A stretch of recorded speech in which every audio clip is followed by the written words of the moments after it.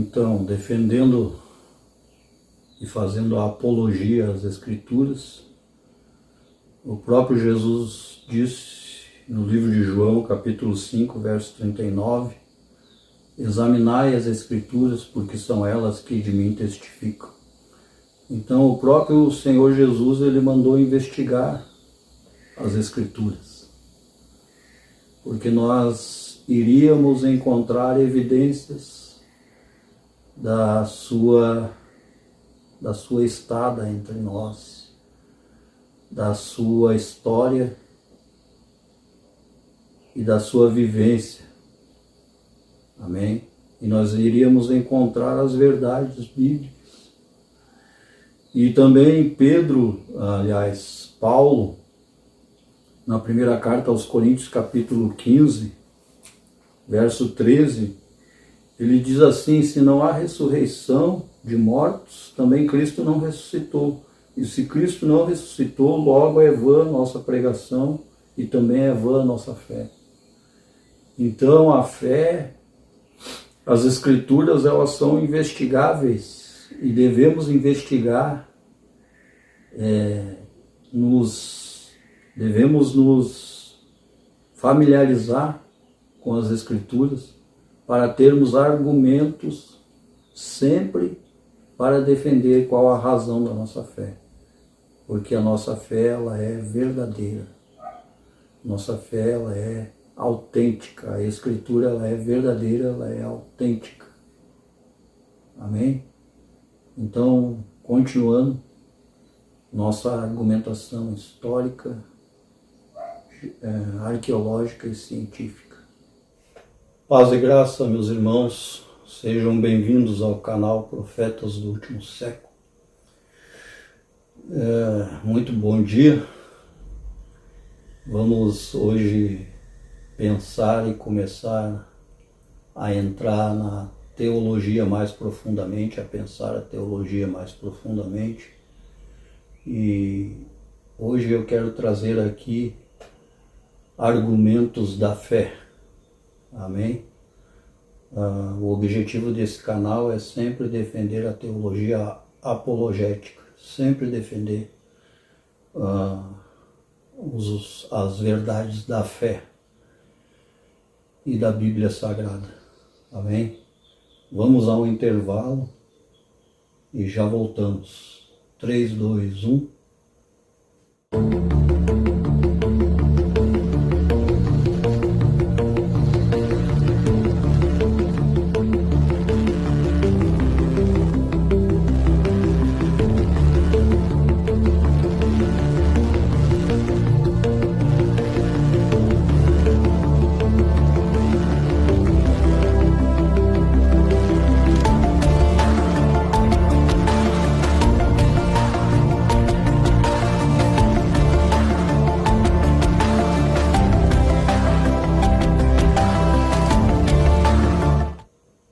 Ok, já estamos de volta.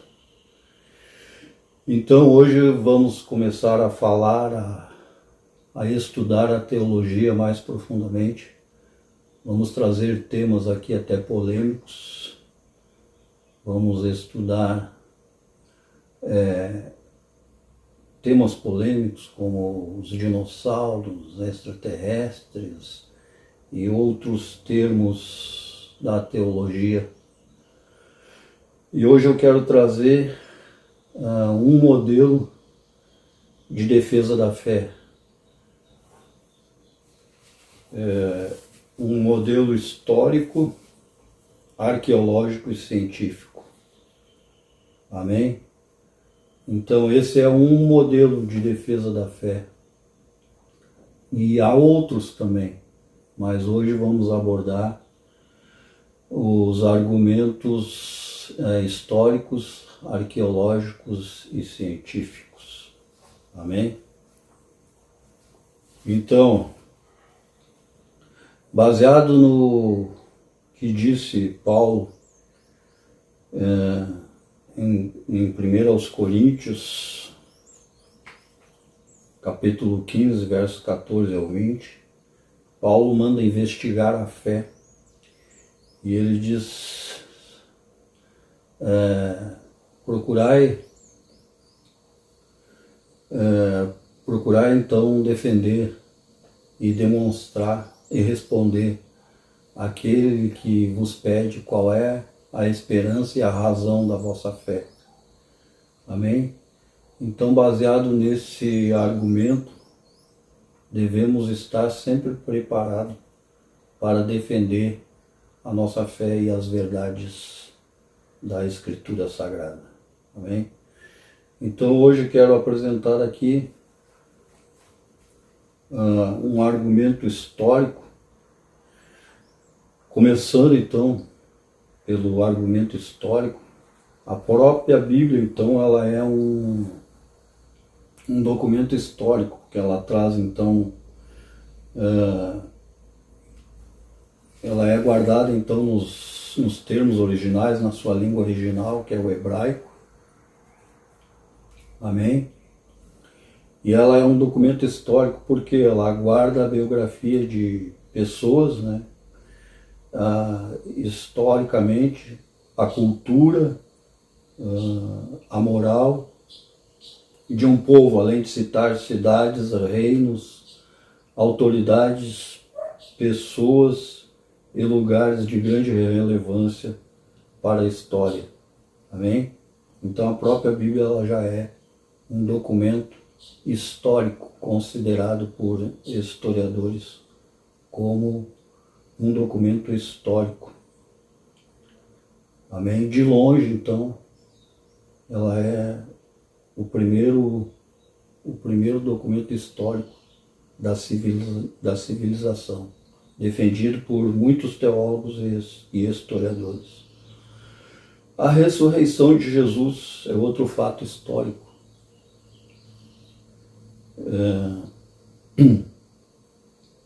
Defendido então por muitos teólogos e acadêmicos. Aliás, este é um evento central da fé cristã. Um dos argumentos é o túmulo vazio de Jesus, onde nunca foi encontrado os restos mortais e nem deveria ser encontrado, porque o testemunho dos apóstolos e de todos aqueles que viram o Senhor Jesus ressurreto testemunharam essa verdade. Amém? O outro fato é Jesus ter sido visto na ressurreição por mulheres. O testemunho de mulheres, então, naquela época e na cultura judaica, não tinha valor nenhum. Num contexto, numa cultura, então, que o valor do testemunho de uma mulher não tinha valor nenhum, o que torna o fato ainda mais verídico. Amém? Outro fato, então, é as testemunhas oculares deste fato, que são mais de 500. Jesus foi visto, então, saindo e entrando em Jerusalém e em meio aos seus discípulos por várias testemunhas. Então, como as mulheres, como os discípulos, como os 2 discípulos de Emaús, como os 12 apóstolos, como mais de 500 irmãos quando estavam reunidos e Jesus então apareceu a eles. Então é um relato histórico de extrema importância para a fé cristã, porque esses fatos eles não foram confeccionados num livro fictício. Aliás, a Bíblia inteira ela não é um livro fictício, ela é um documento histórico relatado, onde relata cidades, reinos, povos, nações, personalidades, como reis, como autoridades, sacerdotes, como os próprios apóstolos, que são autoridades da igreja primitiva.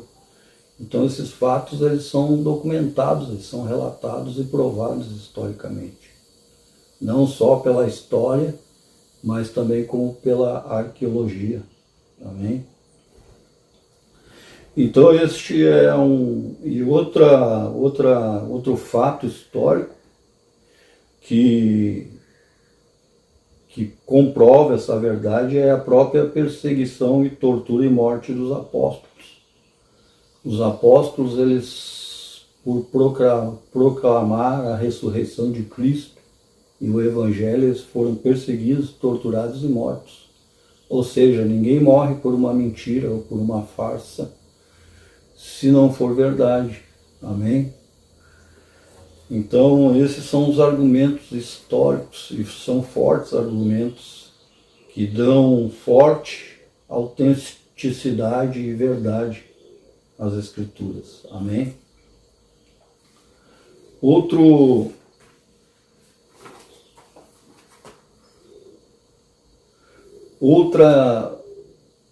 argumento, então, da fé, de defesa da fé, são as evidências arqueológicas. Os irmãos sabem que há muitas evidências hoje arqueológicas que a arqueologia descobriu que comprovam a veracidade dos textos bíblicos e das narrativas bíblicas. Amém? Por exemplo, os manuscritos do Mar Morto, encontrado então na cidade de Qumran, onde foram achados mais de 950 fragmentos de pergaminho, e aonde foi achado um texto de Isaías quase inteiro, e ao comparado então com o pergaminho das Escrituras, na própria língua hebraica, então ele é exatamente esse pergaminho. Ele foi achado, descoberto por pastores, né, na cidade de Qumran em 1947, e a Bíblia é um livro com mais então de 3.500 anos, então preservando seus originais na própria língua, no hebraico. Amém? E o texto estava exatamente como descrito na Bíblia. Amém? O que dá mais autenticidade e veracidade e importância a essa descoberta. Também o ossuário de Caifás, comprovando então a existência de figuras do Novo Testamento que validam então as narrativas bíblicas sobre a escrita e a história de Israel, mostrando então a sua veracidade. Lugares e pessoas então mencionados nos textos bíblicos. Também a arqueologia traz a descoberta da estela de Mesa, a estela do rei Mesa. Então, é a pedra moabita também, conhecida como a pedra moabita, que relata a vitória do rei Mesa sobre Israel, cerca de 840 anos antes de Cristo, que traz então até o tetragrama do nome de Deus encravado na pedra. Amém? Comprovando então o texto que está lá em 2 Reis, capítulo 3. Amém?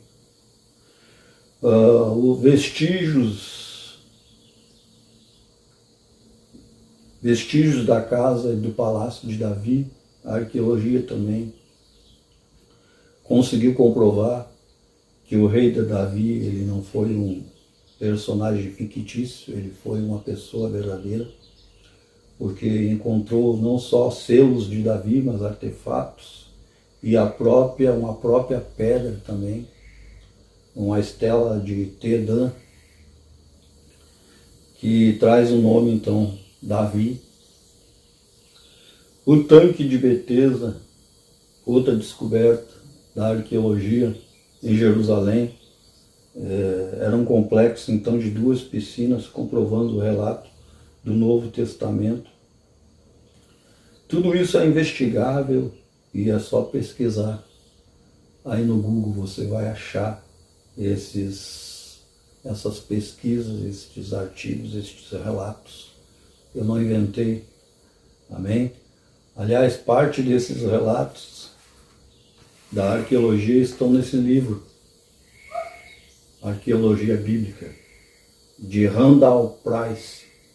Amém? Então, Eu recomendo esse livro aqui para quem busca provas e argumentos da evidência das Escrituras, amém? E, então, seguindo a nossa apologia às Escrituras, quero trazer também argumentos científicos. A teoria do ajuste fino, por exemplo, do universo, que dá a antividência, propõe então que há uma mente inteligente, logo se pressupõe que alguém inteligente criou tudo isso, que foi Deus. Para nós, os cristãos, nós sabemos quem foi. Então, a última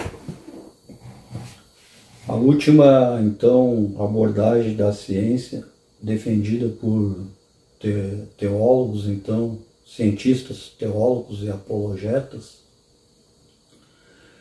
foi então o ajuste fino do universo, né? Que propõe então que tudo foi feito, foi calculado milimetricamente para não ter erro, para que a vida pudesse existir então na Terra. Isso pressupõe então que foi alguém inteligente, que não foi obra do acaso, amém? Que não foi obra da coincidência ou de um caos desordenado, como propõe a teoria do Big Bang. Foi algo inteligente, então a ciência pressupõe que então a abordagem então do design inteligente, que há uma mente inteligente por trás de tudo isso. A própria lei da física e a atmosfera que mantém nós protegidos aqui na Terra.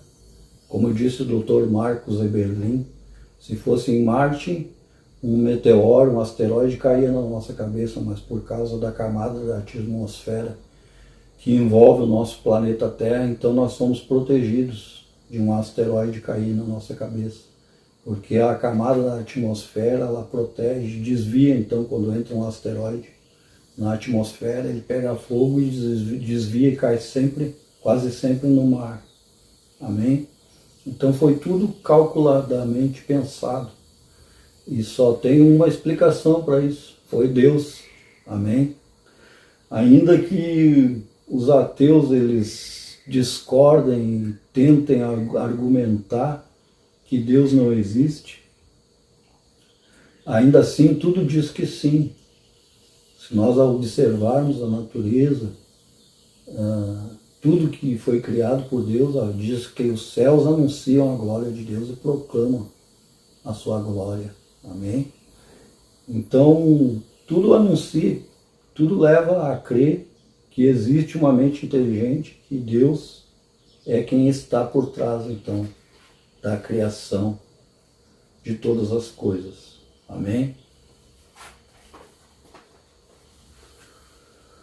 Conclusão, então, existe uma gama tão grande e um arsenal de argumentos e evidências tão grande que comprovam a existência de Deus, que falta argumentos para os ateístas ou para os ateus dizerem que Deus não existe. Um ateu só não crê hoje, em dia, na existência de Deus, porque ele decidiu não crer.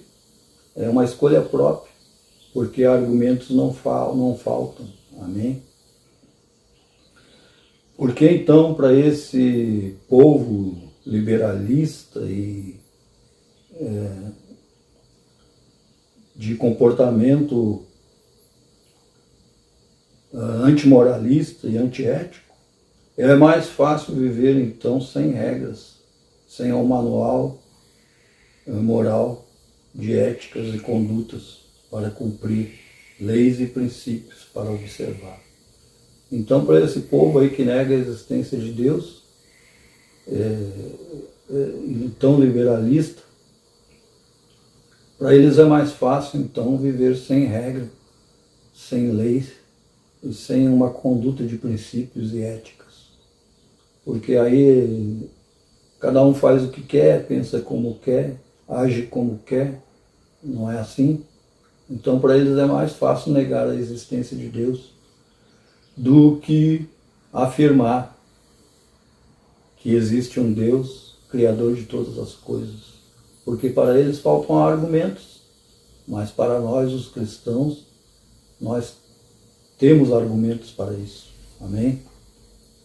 E primeiro em Pedro 3,15, Pedro diz assim: santificai a Cristo como Senhor no vosso coração e estejais sempre prontos a responder a todos qual a razão da esperança que há em vós. Então, espero que esses 3 argumentos, eu trouxe aqui um modelo, como eu falei, de defesa da fé, mas há outros argumentos ainda. Como eu disse, há um arsenal e uma gama tão grande de argumentos que faltam argumentos para os céticos, para os descrentes, para os ateus, negar a existência de Deus. Então, baseado no que disse Pedro, estais sempre prontos para defender a vossa fé e responder qual o motivo da esperança que há em vós. Eu trouxe um modelo aqui de argumentação para que você possa seguir esse modelo e estar sempre pronto a argumentar e trazer argumentos em defesa da fé. Amém? Como cristão, é nossa obrigação defender o Evangelho e defender as verdades bíblicas das Escrituras. Amém? Espero que esse modelo de argumento de defesa da fé possa ajudar você a defender a sua fé. Como dizia alguém, estuda, menino, e você aprenderá a defender a sua fé. Amém? Fico por aqui. Como eu disse, fique ligado nesse canal. Se ainda não é inscrito, inscreva-se, porque a partir de agora começaremos a estudar a teologia mais profundamente. Vamos então pensar mais profundamente a teologia e nos seus métodos. Amém? Então, aquele abraço, fiquem na paz do Senhor e até um próximo vídeo, se Deus assim o quiser e permitir. Amém? Um abraço a todos.